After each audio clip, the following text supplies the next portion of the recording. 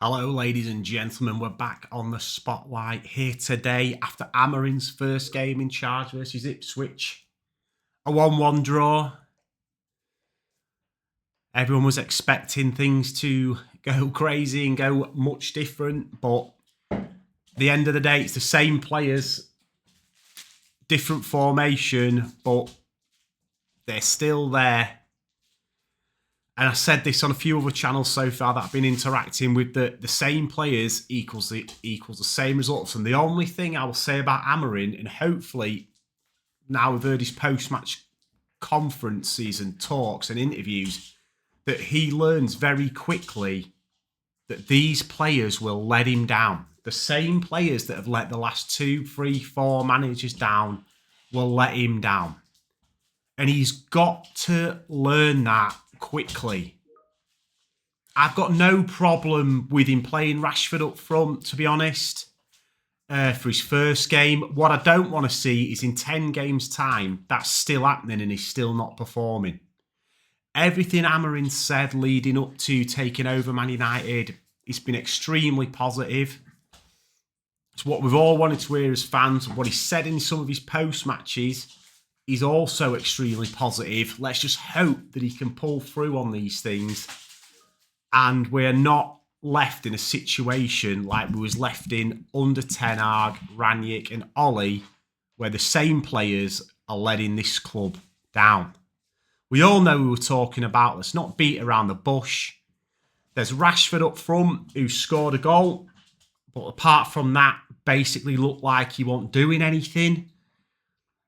You've got Bruno Fernandes, who everyone's obsessed with, thinking that he's going to love Amorim and they're going to get on like a house on fire.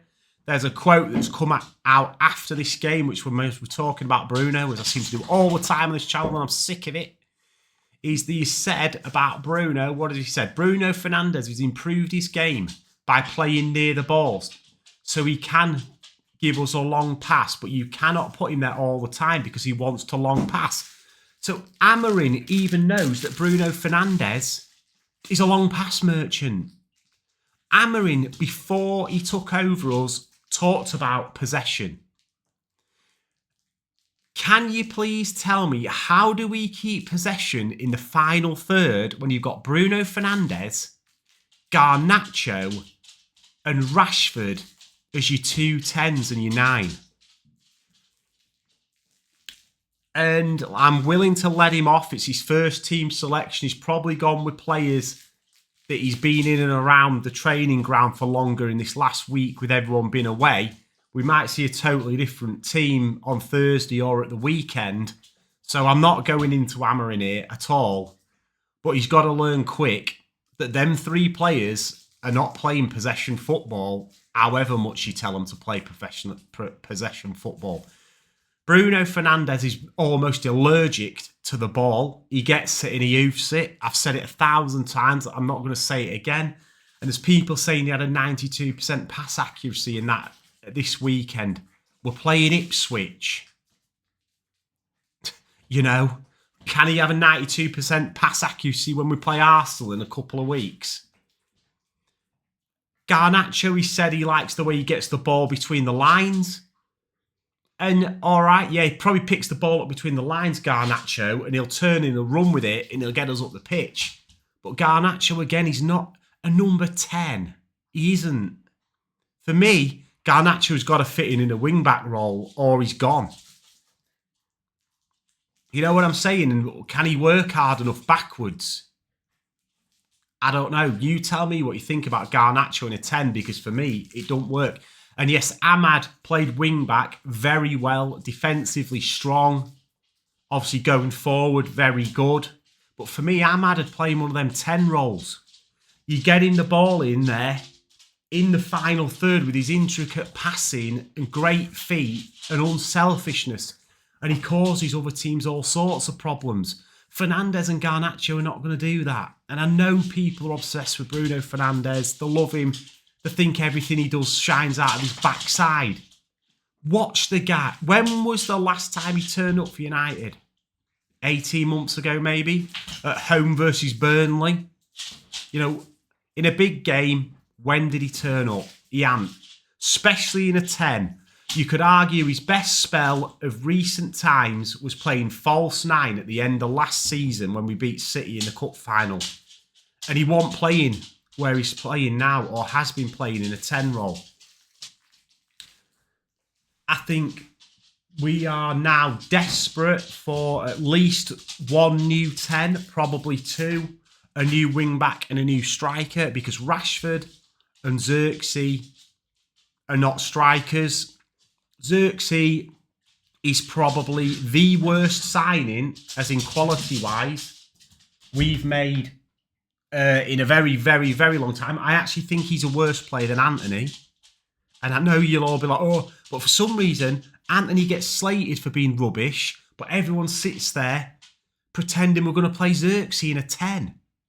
What team at the top end of any planet is Xerxes playing in a 10? None. So forget about it. He ain't good enough. If he goes in January, see you later to the lad. No hard feelings. He cost us 30 million. It was worth the risk. If we get anywhere near that back, fine. Not everybody has to work. You don't have to cling on to every signing like there's some hope. And I think that is part of the problem, is we've clung on to Rashford, Bruno, whoever else, Garnacho even to some extent this year. Other players, like they'll one day switch it on and become Kevin De Bruyne. The reality of the fact is these lot are nowhere near that.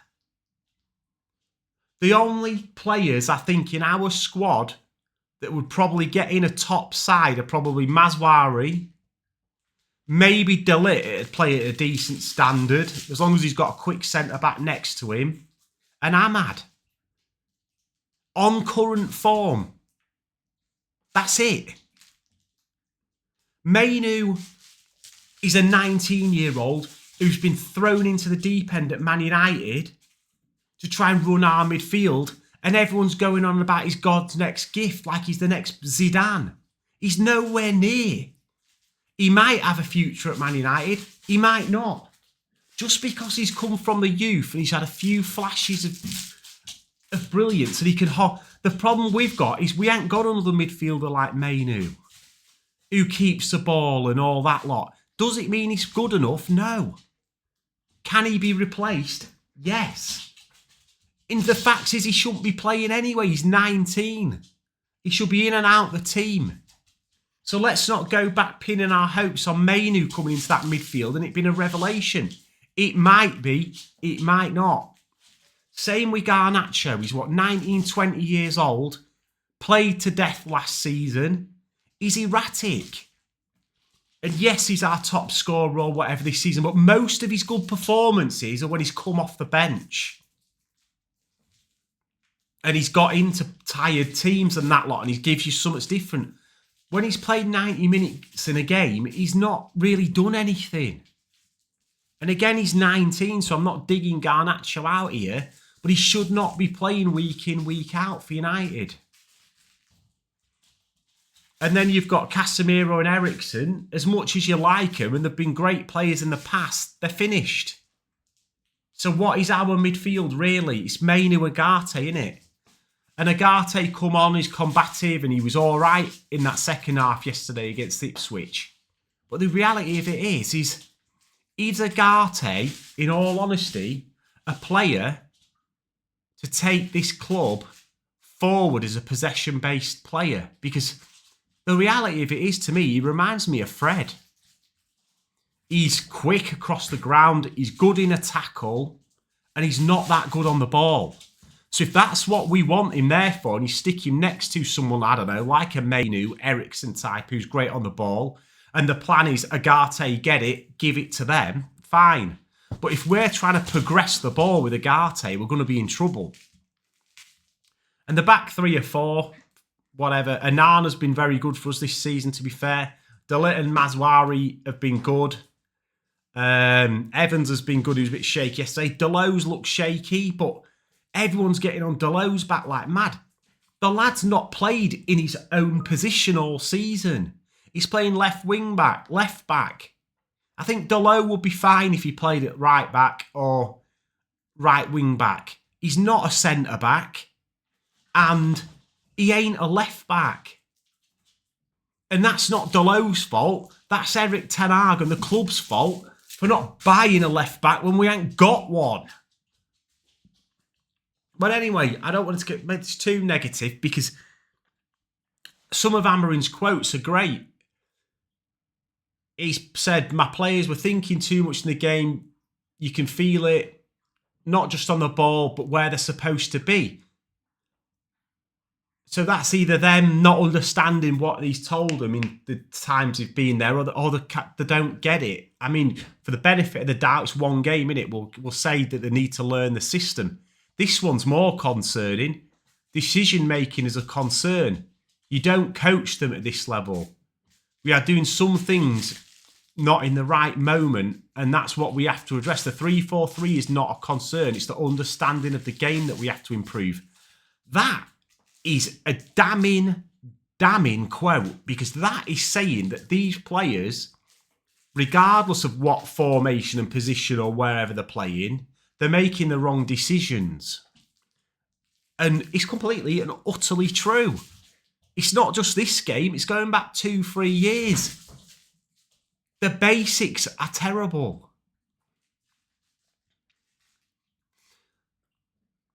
You start discovering things that you didn't know, like Garnacho can hold the ball between the lines. You can understand that by seeing games, because he's always open, so you try to find these things, which is fine. He's saying Garnacho in that 10 role is able to find the pockets of space. But what he'll probably learn with Garnacho is he'll pick the ball up in those spaces, but what will he do with it? Because we all know Garnacho's a runner and he loses the ball a lot. And like I've already alluded to in this video, is that 10 role is vital. Whoever's up front, if we put Haaland up front, you need those 2 10s to create chances. And I'm afraid to tell you, with Garnacho and Bruno playing there, we're going back to graveyard shift. You get Gyökeres in, with them 2 at the 10s, he ain't getting any chances because we'll just lose the ball consistently. And this is something like, I think I said it loads of times in the summer when we was obsessed with buying 4 or 5 new defenders and everything. We don't score goals, man. And we're still hoping and praying that Bruno and Rashford and Højlund and Garnacho were going to do it. They've not done it for 2, 3, 4 seasons. Why would they all of a sudden start? We need 2 or 3 new forward players.